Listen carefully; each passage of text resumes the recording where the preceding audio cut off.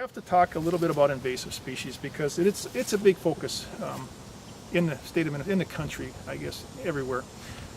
The biggest invasive threat to the Minnesota River is the exotic carp, the silvers and the big heads. I can almost guarantee you they are going to show up in the Minnesota River.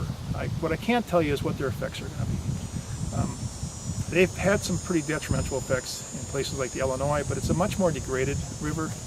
The habitat's much poorer quality. To try to compare the Minnesota and say, well, they're going to do what they did in Illinois, it's not that simple. They also have some pretty specific spawning requirements with the way their eggs have to drift and whatever else. So we don't know what they're going to do. But what I keep telling people is, you know, let's at least use some common sense in how much money we spend on trying to deal with the threats. Because it's like everything.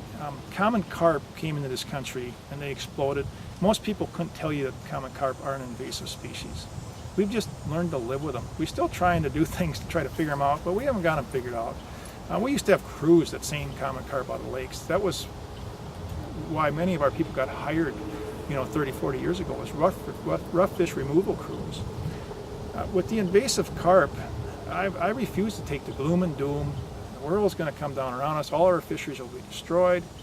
I'm like, you know what? They'll probably come in. They'll probably peak like a lot of invasive species do, and then they usually come back down to some, more reasonable level, and life goes on.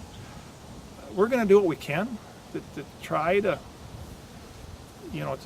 slow their spread, try to manage them. But I think the reality is we're going to be dealing with them, and we're going to have to accept them, and life will go on.